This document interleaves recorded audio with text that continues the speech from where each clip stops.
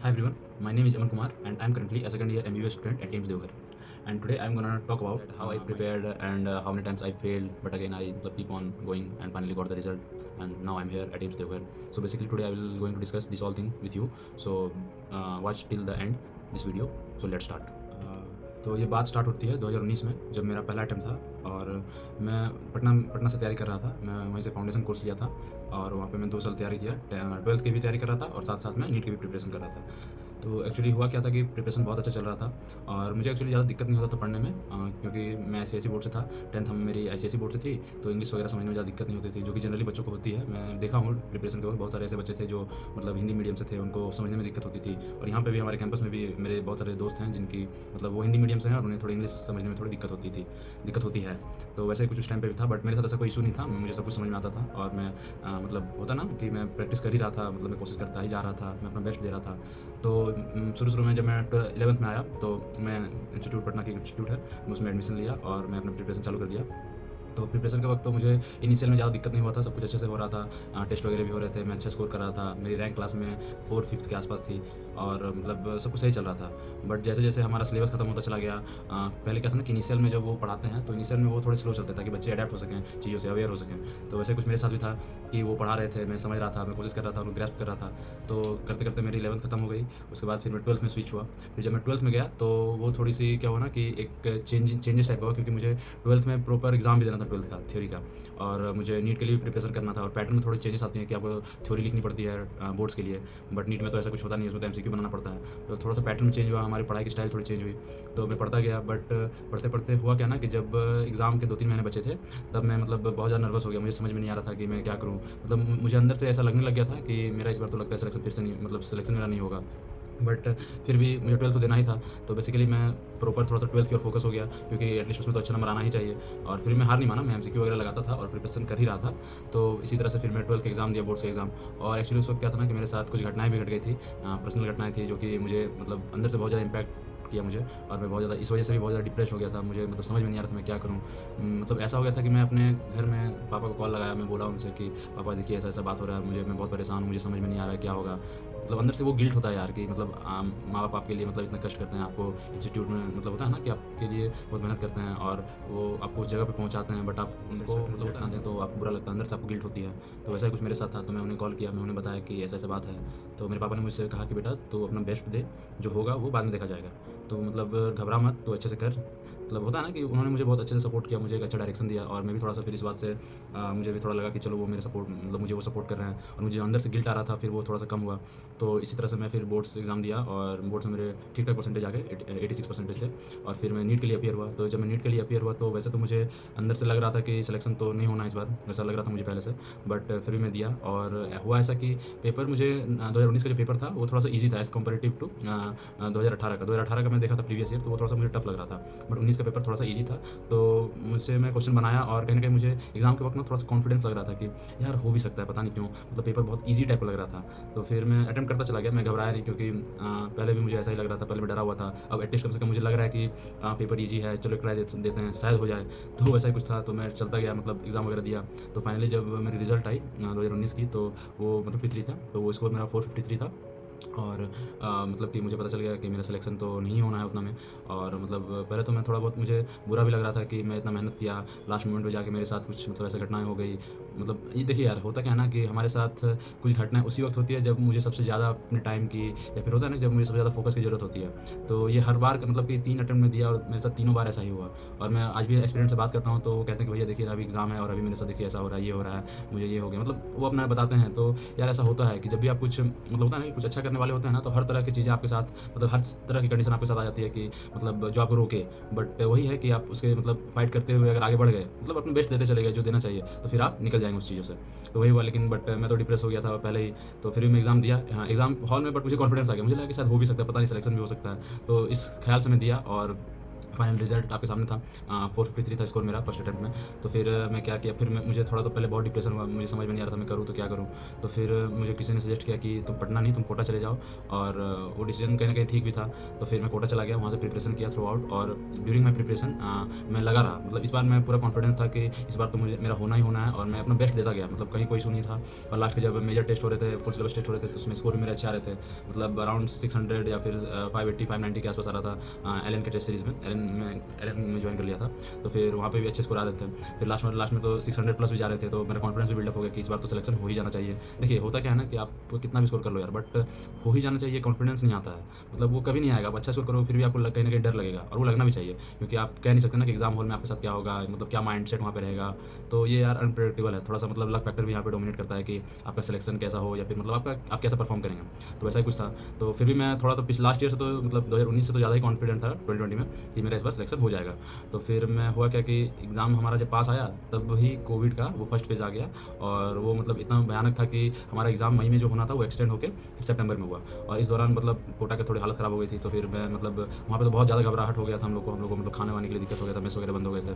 तो फिर भी हमें मतलब 1 मंथ तो वैसे ही हमने किसी तरह से चलाया, खुद से बनाया कुछ और इसी तरह करते करते 1 मंथ हमने वहाँ पे ऐसे ही रहा। और इस दौरान ये कोविड का जो फेज़ था, मतलब ज़रा भी पढ़ाई नहीं हुई हमारी। मतलब वो फर्स्ट टाइम आप लोग भी एक्सपीरियंस किए होंगे, उस टाइम तो ऐसा लग रहा था कि पता नहीं सर्वाइव कर जाए, यानी मतलब बहुत अजीब तरह का डर था।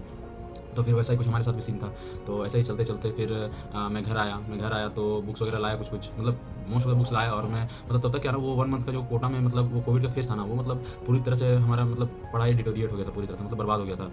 और मतलब फिर से मुझे लगने लगा कि यार हर बार मतलब एग्ज़ाम के वक्त ऐसा क्यों होता है। और फिर मतलब धीरे-धीरे मतलब मेरा माइंडसेट उस ओर चला गया कि इस बार मेरा फिर सिलेक्शन नहीं होगा। और मतलब घर में गया, घर में थोड़ा-सा मुझसे पढ़ाई नहीं होती है घर में, तो मैं घर पे भी नहीं पढ़ पाया था। तो पढ़ाई वगैरह हुई नहीं। तो फिर मतलब सितंबर में एग्ज़ाम था, तो मतलब मेरा हालत ऐसा हो गया था ना कि मैं इतना अंडर कॉन्फिडेंट हो गया था कि मैं एग्ज़ाम देना नहीं चाह रहा था। सितंबर में जो एग्ज़ाम हुआ 2020 में, तो मुझे वो भी देने का इच्छा नहीं हो रहा था ज़रा भी। और मैं फिर भी मेरे पापा-मम्मी थे, अंकल थे, तो उन्होंने कहा कि बेटा तुम जाओ एग्ज़ाम दो, एटलीस्ट एग्ज़ाम दो, और तुमने मेहनत की है तो रिज़ल्ट तुमको दिखेगा।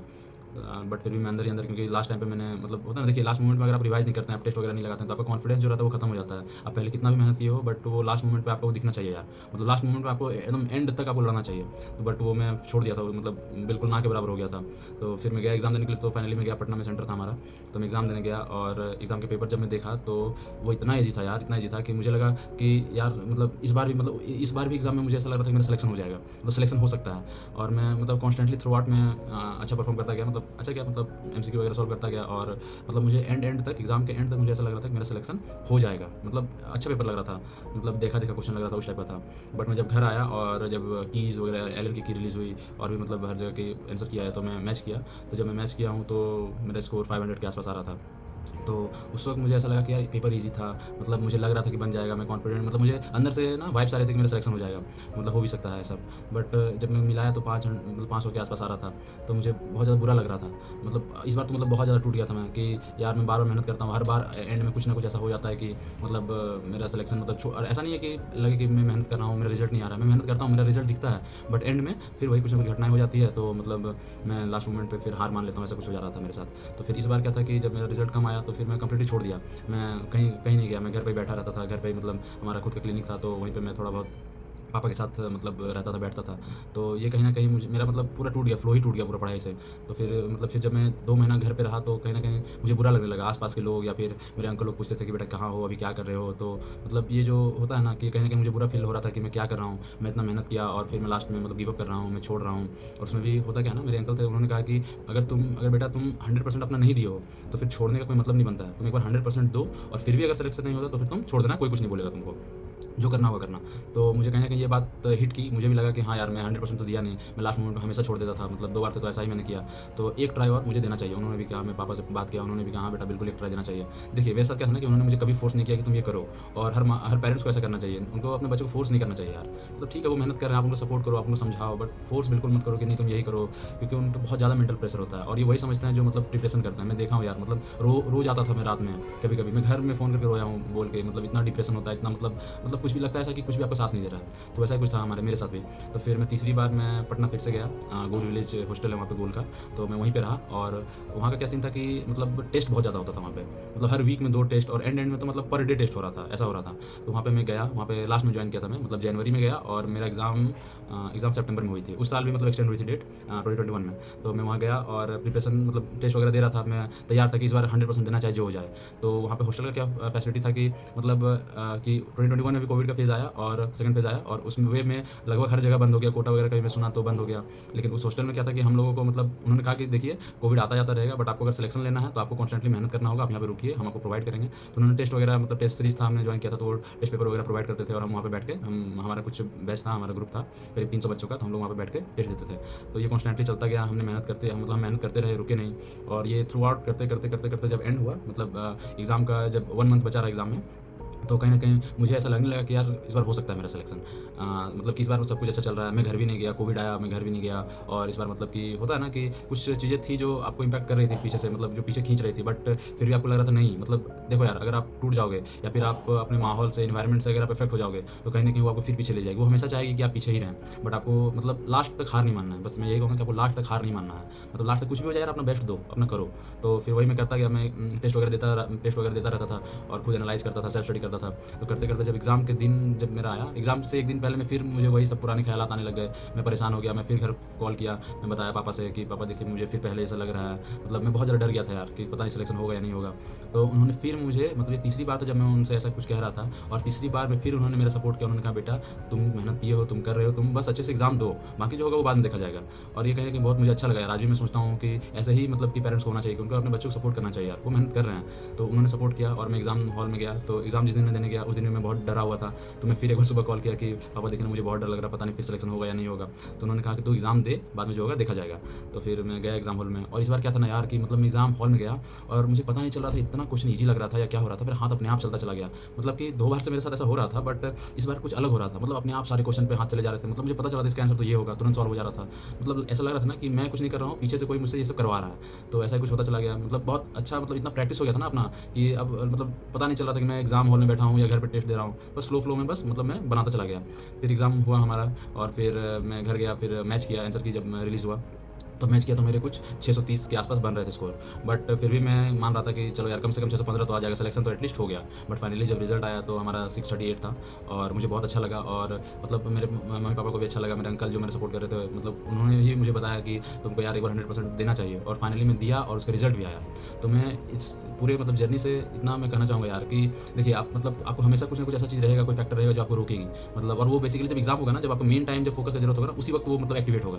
बट वही है कि अगर आप उसको मतलब अपने ऊपर हावी होने देते हैं तो फिर वो आपको पुल कर लेगी। और अगर आप उससे लड़ते हैं, मतलब ठीक है वो पुल कर रही है, आपको कोशिश कर रही है, जो भी हो, मेंटल हो, प्रेशर हो या फिजिकल, मतलब कुछ भी हो यार, हेल्थ खराब हो गया हो, बट अगर आप फिर भी लगे रहेंगे ना, तो ठीक है एक बार नहीं हुआ, मतलब हो जाएगा यार। मतलब खुद देखो ना कि मेरा हालत खराब था, मैं 2 बार से कुछ ना कुछ, और इस बार भी मेरे साथ वही सेम कंडीशन हो रहे थे। बट फिर भी मैं मतलब नहीं, इस बार मतलब मैं करता चला गया, और फाइनली रिजल्ट आपके सामने है। तो यार मतलब एंड तक लगे रहो, चाहे कुछ भी हो जाए, कोई भी फैक्टर हो, वो हमेशा आएगा यार। तुम फिर अगले साल नहीं करोगे तो फिर अगले साल वैसा ही कुछ फैक्टर आएगा, और तुम बार बार रीज़न नहीं दे सकते हो। तो मतलब या तो आप क्विट कर दोगे, या तो फिर मतलब लगे रहोगे। और आप जान लो इस बात को, अगर लगे रहोगे ना, ठीक है मेरा तीसरा बार में हुआ, चौथा बार लगेगा, 5वां बार में, यार यहाँ 6-6 बार में लोग करके आते हैं। तो मेहनत कभी वेस्ट नहीं जाती यार। तो मतलब छोड़ना नहीं, मतलब एंड तक लड़ते रहना, जो होगा बाद में देखा जाएगा, बट एंड तक लड़ते रहना। मतलब ये सोच के मत छोड़ देना कि मेरा सिलेक्शन नहीं होगा या 500 ही नंबर आएगा। यार ये मत सोचो एग्जाम हॉल में क्या हो जाता, मैं बोला ना कि मेरा हाथ अपने आप चल रहा था, मुझे पता नहीं चल रहा था कि मैं क्या बना रहा हूँ, क्या सॉल्व कर रहा हूँ। मतलब ऐसा लग रहा था कि बहुत ही आइडियल कंडीशन मेरे साथ हो रहा है एग्जाम हॉल में। तो वही होता है कि जब मतलब आप कुछ भी ऐसा मत सोचो कि आपके साथ बुरा होगा या कुछ होगा, आप अपना बेस्ट दो, एग्जाम हॉल में जाओ, और वहाँ पे जो होना होगा सो होगा, और अच्छा ही होगा। ये पॉजिटिव थिंकिंग के साथ जाओ, मतलब नेगेटिव तो बिल्कुल मत सोचो, एटलीस्ट एग्जाम दे दो यार, बाद में जो होगा देखा जाएगा। तो बस यही था मेरा जर्नी ओवरऑल। तो अगर आपको मतलब थोड़ा सा भी इससे मेरी जर्नी से अगर मतलब थोड़ा भी इंस्पिरेशन मिला हो तो मतलब इसको फॉलो करो यार, मतलब हो जाएगा, सिलेक्शन हो जाएगा, टेंशन बिल्कुल भी मत लो। और मेरे ऐसा एक से एक स्टोरी होती है, बहुत मतलब अच्छा स्टोरी होता है, मैं कुछ अपलोड करूँगा अपने चैनल पे। तो ये मेरा स्टोरी था, मेरा जर्नी था, और मैं और भी ऐसे स्टोरी है, मेरे फ्रेंड्स के कुछ स्टोरी है, मैं वो भी अपलोड करूँगा। तो बेसिकली आप लोग लगे रहो एंड तक, मतलब हार नहीं मानना है, टेस्ट वगैरह मतलब फोड़ के देते रहना है, जो होगा बाद में देखा जाएगा। मतलब अपना बेस्ट देते रहना है, एनालाइज करते रहना है, और कहीं ना कहीं वो रिजल्ट तुमको दिखेगा। आज नहीं दिखा मान लो, और टेस्ट वगैरह में धीरे धीरे करोगे ना तो दिखेगा, डेफिनेटली दिखना ही दिखना है। तो लगे रहो और फोड़ के आना है। और अगर मेरे चैनल को अभी तक सब्सक्राइब नहीं किया तो आप लोग सब्सक्राइब कर दो, ऐसे वीडियोस के लिए, ऐसे कंटेंट के लिए मैं अपलोड करता रहता हूँ MBBS से रिलेटेड सारे शॉर्ट्स वगैरह और वीडियो वगैरह। तो चैनल पे बने रहने के लिए धन्यवाद, थैंक यू।